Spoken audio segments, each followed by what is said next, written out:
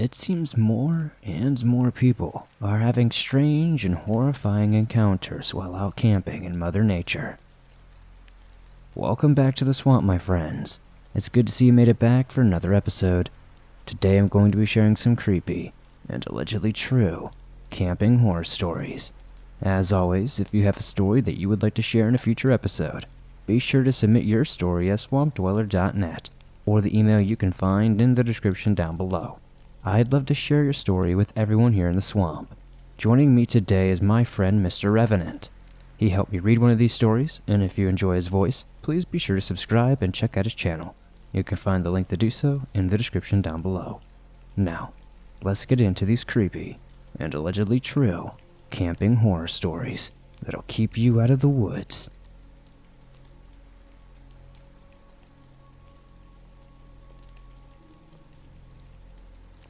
I took my super skeptic boyfriend on our first camping trip up to the Mount Adams area because I had heard some of the spooky UFO action up there.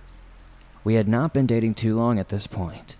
We saw some UFO action that defied his skeptic explanations in a dispersed spot, but nothing I hadn't seen before. Just the usual lights appearing out of nowhere, zipping along, and then disappearing.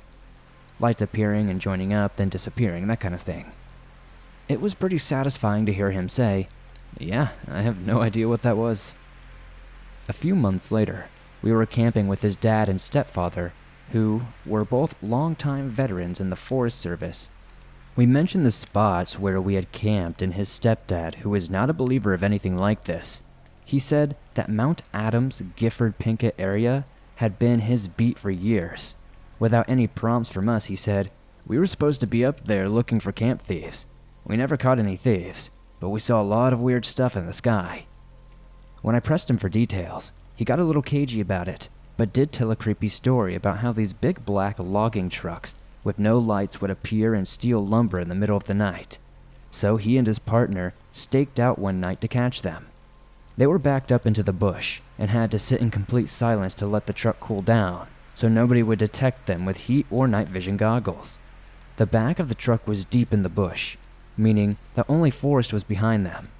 Then after over an hour of sitting in silence, these huge, bright lights appeared behind them, literally out of nowhere, from deep within the forest. They were so bright he could see the entire outline of the truck, the antenna, the spotlights, and their silhouettes in the shadow. This was in the early 1980s, so we're not talking LED lights here. He said he had never seen anything like it. Then the lights went out very suddenly, and everything was silent once again. No truck noise, no rustling in the forest behind him. I love the guy to death, but he has the imagination and personality of a potato. There's no way he made this up. That's why it's so creepy and believable to me. He had a few other creepy stories that I'd love to get more info on. There's no way he made this stuff up.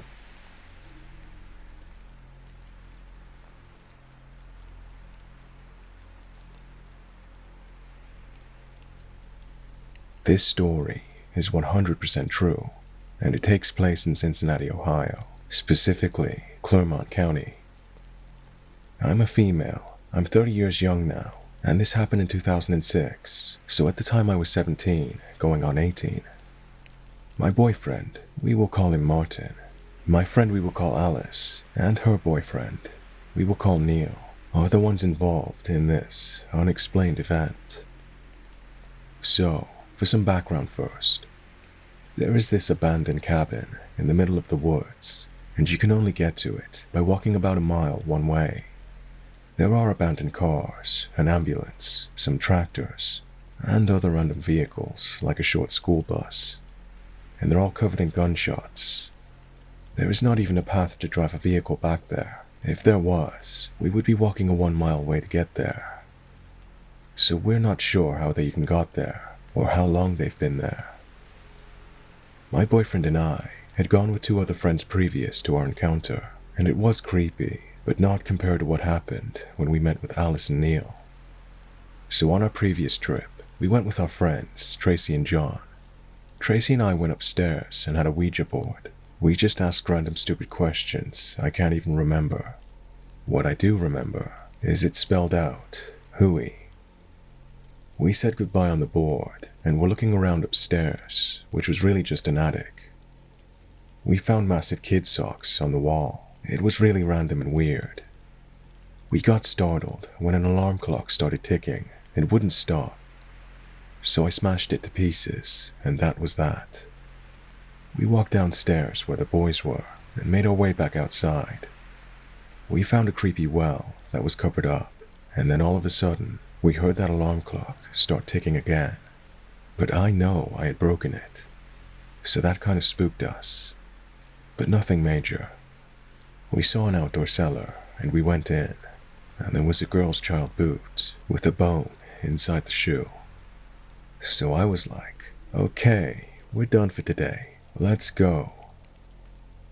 My boyfriend and I were telling Alice and Neil about this cabin and what happened when Tracy and John came with us. We decided we were going to go out later that day. The day this encounter happened, Martin, Neil, Alice and I went to the lake, packed a cooler with food and stuff, and spent probably 5 hours or so at the lake, and ate, and just hung out.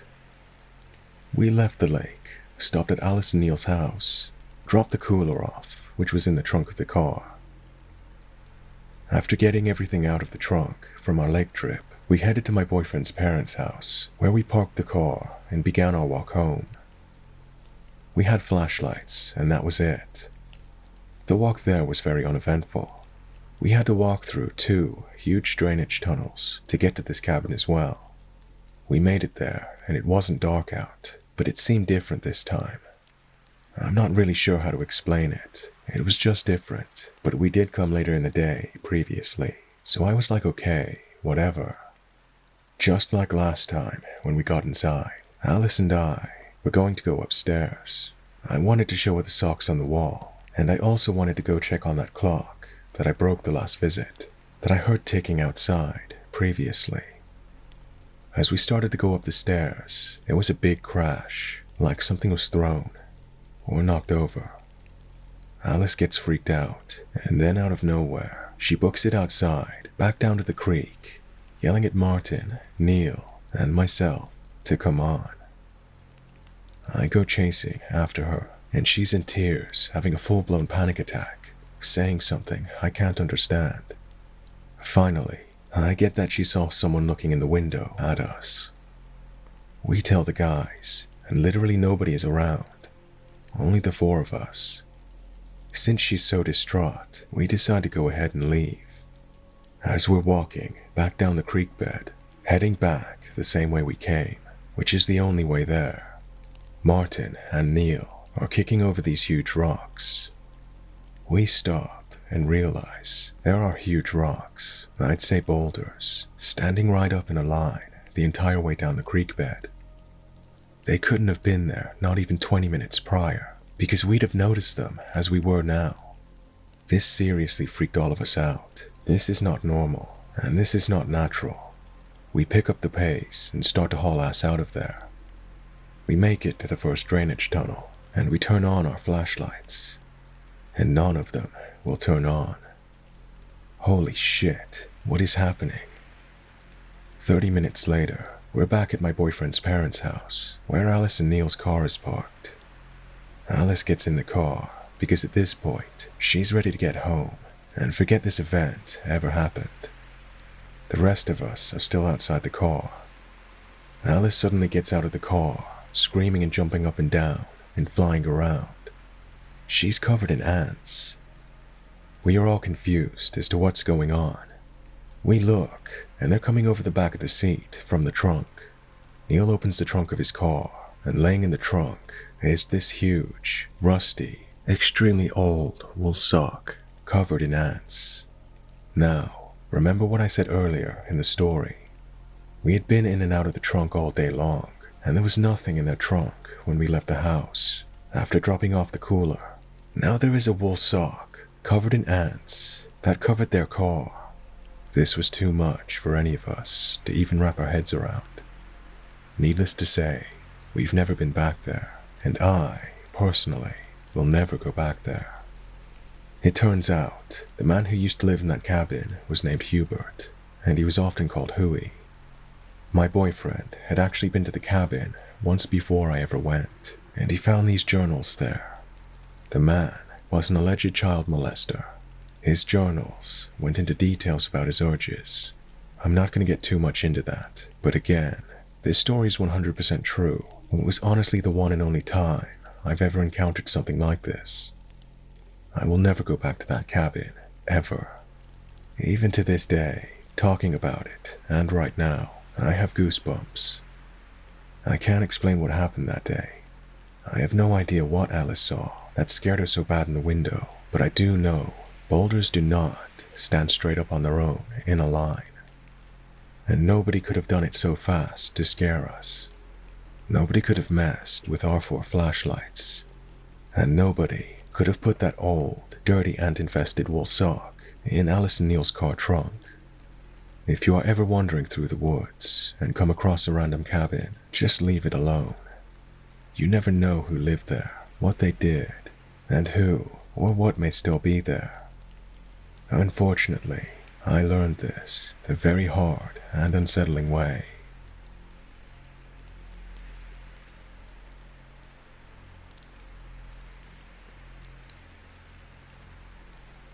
Hey Swamp folks, sorry to interrupt this episode, but today's episode is once again sponsored by our good friends over at HelloFresh, America's #1 meal kit. Fall is busy, but HelloFresh recipes save you time you'd otherwise spend meal planning, shopping, and chopping.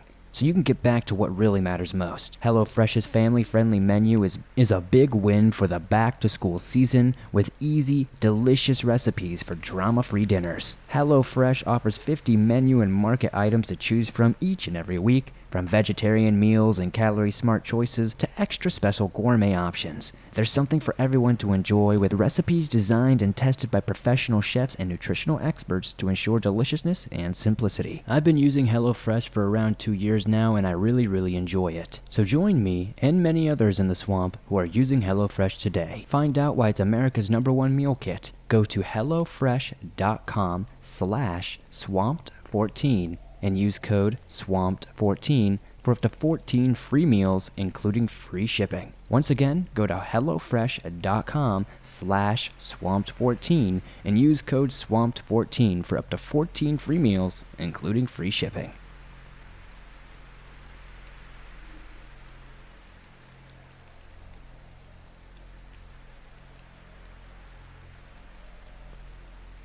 This story is about how my friends and I went on a camping trip and narrowly escaped death in Oklahoma. It was a crisp morning on October 2nd, 2018. My friends and I were packing our bags for our big camping trip that would include hunting, fishing, and other outdoor activities, and it was coming up in 3 days. It was just going to be my closest friends. Alex has a short mini mohawk-like hairstyle with dark brown hair with hazelnut eyes and a lean but muscular build, about 5'7". Jenny has short, curly dirty blonde hair with green eyes and is probably 5'4", as well as Jake's girlfriend. Jake has brown hair, blue eyes, is 6'3", a little pudge, and a Viking beard. Connor has medium-length light brown hair with blue eyes and is 5'9", plus he also has a lean build. Sam, or Samantha, has bluish hazel eyes with long black hair that went down just below the waist, and is about 5'2", and Corey's girlfriend. Corey has brownish hair with brown eyes, a thin and somewhat muscular build, and stands at 5'8". Ash has straight long brown hair with green eyes, is 5'6" with a little pudge, cute and beautiful, also my girlfriend, along with me, my dark brown Viking hairstyle, dark brown eyes, 6'2½", and a little chubby with a lean muscular build. We were all 19 to 23 years old at the time, with me being the youngest. But since our group was rather small, most of us were able to fit into Alex's truck and Corey's car. 3 days later, we began traveling. It was about an hour or two until we got to the location of the camping site. Once we arrived, it was about midday. The camping site was just a clearing in the middle of some trees on a hill with a fire pit dug out. There was no wood in the fire pit, so Jake, Connor, and I went into the tree line and started to gather some small logs and sticks. By the time we came back, the sun was a beautiful, orangish-pink color, just hanging above the horizon.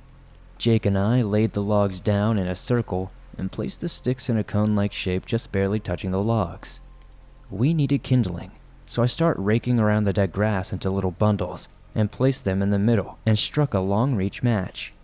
I reached into the middle of the fire pit and saw the tinder starting to smoke. Then, in a split second, a little chunk ignited into flames. I left the match on tinder and watched as the sticks became a blazing hellscape and soon calmed down to a nice, warm, crackling dance of flames. By now, it was getting dark, so we quickly set up our tent and sleeping bags. I was sleeping with my girlfriend closest to me on my right, with Alex and Corey 2 feet away on my left. Jake was sleeping with Jenny. Connor was about 3 feet away from them. In the morning, I woke up to the smell of something wretched.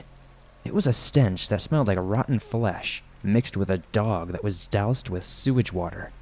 I pinched my nose closed as fast as I could without waking the others. Thankfully, after a few minutes, the odor was gone. I walked out of my tent and proceeded to look around only to notice that no one else was awake but me. I gathered up the guns and materials for hunting and fishing. I woke up everybody. Corey stayed with the girls though. This was only allowed because I knew he wouldn't try anything with Ash or Jenny, unlike Alex, which is why I chose him to accompany us on this early morning excursion. All the guys are aware that Alex would do anything to touch the girls. Alex is the reason that Connor has chosen to be single. This is because any girls he manages to get, Alex tries to get them to come to him. Connor is fed up with being cheated on by his friend. To be honest, we don't treat Alex as a friend, but as an acquaintance. So, when the time comes, we will just ditch him and not shed a tear. We walked at least a quarter mile east of camp to a riverbed. I waited for a buck to walk close to the river since we were upwind. As I waited, I saw 2 rabbits. I shot them with my compound bow. Then I saw it. A 14-point buck. It was a pretty big size, and it would put a lot of meat on the table. I slowed my breathing and aimed my .338 Lapua Barrett MRAD. My sights were locked onto the nape of the buck's neck for almost an instantaneous kill. It dropped to the ground within seconds, and with a loud thud, I proceeded to fast walk over to the buck's corpse. I then called the guys on the radio for some help, and have them come in my direction. Within an hour of my call, I see them come over different sides to help me drag the body back to camp. When we reached the camp, I used the cleaning stand. I think that's what it's called. I gutted the buck and skinned it. I took the skin and tied it to a leather rack and poured a solution so the hide can be tanned and used for a rug later. I cut off the head so it can be taxidermized and mounted on the wall in my dad's man cave that he shares with me. I started cutting up the buck's body into sections so it would be easier to cut into slabs of meat. Once the buck was cut into thick and thin slices and slabs of venison, I grabbed the ice that was in the big cooler and dumped it out while spreading it evenly as possible. I placed the venison in between the layers of ice and closed the cooler. It was getting close to the afternoon, so I took out a couple of pieces of venison and started on the fire. Once the fire was nice and hot, I took the skillet we had and placed it on the stand-up grill that was over the fire. I cooked the venison with a bunch of seasoning and butter and all the good stuff. I then obviously put some greens in there and we went to town. I gave the girls their food first, then Jake, Corey, Connor, me, and Alex last. After everyone has finished eating and praising me for the food, I brushed off their praise. I just said, "It's nothing really, I'm just making sure my friends have full stomachs." It was getting dark outside, so I kept the fire going, so we could keep toasty because tonight it was going to be one of the coldest nights of the month. While we were having fun, I realized I had a few cans of Coke, Dr. Pepper, Mountain Dew, and such, and even some beer. I told everyone that I was going to the vehicles to go get them, and Alex was coming with me. Once we reached the cars, I opened the trunk of Alex's truck and grabbed the drinks. As we walked back, I could have sworn I heard a faint whisper. When we reached back to the camp, I placed the drinks next to Jake, considering he is the responsible one of the group. We continued talking while I pulled Alex aside and told him that he better be on his best behavior or I would leave him here with flat tires and no spares. This means he could not try to pick up the girls while he was with us. After the warning, we head back to the campsite with another cooler full of drinks. As I sat down next to Jake, I could have sworn I heard my name again, but it sounded like one of the girls in the tree line, just out of sight. But that's not right, because all of them were next to the fire. So I inquired quietly, "Hey, did you guys hear that?" "I thought I heard a whisper or something like that," Jake remarked in a hushed voice. That got me wondering why I kept hearing whispers, and why I heard the girls' voices in the woods when they were right by the fire. I couldn't understand why. Later that night, I noticed that I felt like I was being watched while everyone was sleeping and I was sitting out by the fire alone, waiting for the embers to die out. I shined my flashlight all around, but I didn't see much, but I could have swore I saw what looked to be a hulking shadow in the distance, just out of the side of my light. I tried my best to brush it off, and luckily this was my last night out here, so I was hoping nothing too bad could happen. I kept my fingers crossed, went into the tent, and tried to lay down and just forget about everything. But I swear, all night long, I kept hearing slight whispers. It sounded like all of my friends' voices coming from the trees, saying my name, almost beckoning me to come out there. The next morning, I asked everybody else if they heard it, and nobody seemingly did. So, I don't know, Swamp Dweller. Maybe I'm insane. Maybe I'm just hearing things. But I've never had an experience like this before or after. Nothing seemingly bad happened, but it was one of the most ominous and creepy things that have ever happened to me. I'm sorry if this is anticlimactic, and I really do hope that you share this story, because I do think it was rather creepy.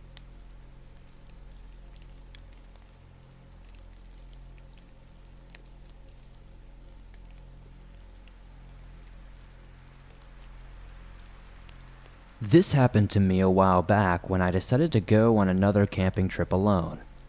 I always liked camping alone. There's something serene and sobering about being isolated in the middle of the wilderness, and I always found it relaxing. So, I planned out what trail I was going to take, packed my camping gear and my rifle for protection, and jumped in my truck. I get to this trail early in the morning and hike about 15 to 20 miles in until I find just the right spot, and head off the trail to find a place to put my tent. I stumble upon this nice-sized clearing, and decide that it was nice enough. It was a beautiful spot to settle down. I'm exhausted at this point, but set up the tent at the southernmost edge of the clearing, next to the tree line, and manage to get a fire going. I roast up some weenies, and start to hear a sound in the distance underneath all the forest noise. It sounded like an animal, most likely a deer, with a lame leg, as it sounded like the animal was making a walking or dragging noise. I felt bad for the poor guy, but it was too far away, and it was getting dark, so I couldn't really go find it and put it out of its misery. Thinking nothing of it after a while, I go about eating my food and just enjoying myself. After I eat, I douse out the fire and crawl into my tent and insert myself into my sleeping bag. I decided that even in my exhausted and relaxed state, I can't really go to sleep, so I pull out a book I brought with me and start to read by the light of the lamp. Hours go by, and I hear that strange sound again. This time, though, it's much closer than before, right at the opposite side of the clearing. Surprised, I put my book down and listen to this animal walk or drag across the clearing towards my tent. It's loud at this point, and it now sounds like the hooves are being heavily planted, with this dragging noise following seconds after, like the deer is dragging something along. It makes it about what I assume is the middle of the clearing and stops, and I hear nothing. No breathing. I mean, not a single sound emanating from this animal. I unzip the tent and investigate the clearing. Nothing but the trees and darkness are out there. What the heck? Unnerved at this point, I zip the tent back up and sit there listening for other noises. Nothing. Just the crickets and the breeze. I decided that there are a lot of strange noises in the woods, and tried to not let it bother me too much. Besides, I had my rifle, I'd be fine. I start to doze off when I hear men's laughter off in the distance to my right, then women's laughter and sticks snapping far off to my left. I'm awake now, wondering if what I am hearing is really actually happening, or if this is a product of me being half asleep and paranoid. I hear more faint laughter from a couple of other directions, all different. Old men, old women, even children. I confirm that this is real and not my imagination. The noises are coming closer, and I grab my rifle, preparing to fire a warning shot in the air in case they come too close. Something about this laughter, how far in I was, the noise earlier, and the time of the night told me that this was not just another family strolling through. I was on edge enough already, but then I noticed that the nightlife was dead quiet. Not even the wind was making any noise. I decided enough was enough. I unzipped the tent and fired a shot into the night. I sat there and surveyed the tree line and saw nothing. I listened intently, with all of my might. I looked all around my surroundings. No laughing, the forest sound had returned, and suddenly, it felt like I could relax, just a bit. Figuring that I scared whatever it was off, I sat down in my exhausted state and fell asleep. I woke up later in a cold sweat, racked with anxiety, and it was still dark outside. I immediately hear two people whisper not too far from my tent. Alert, I grab my rifle and listen to what they're saying. I can't make out much, but I hear something about being lost, so I shout, "Hey, who's there?" The voices fall silent. I shout out again, "Are you guys lost? Who's there?" Suddenly, a huge burst of flames, like a flamethrower or something, erupted from the middle of the clearing, illuminating several silhouettes of people just standing around.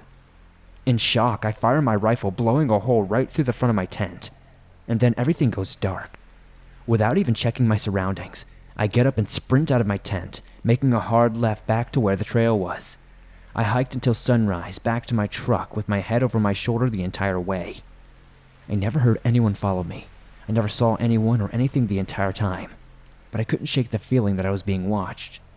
After that, my enjoyment of camping alone left me for good.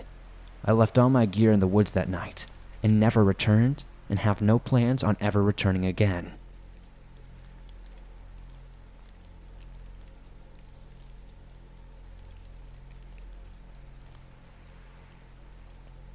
Thanks for listening to these creepy and allegedly true camping horror stories.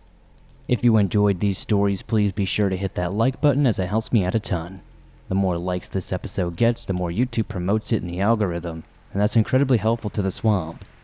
If you're new to the swamp, why not join us? Hit that subscribe button and turn on notifications to never miss a new upload, as I upload them nearly every single day, and all things natural and supernatural.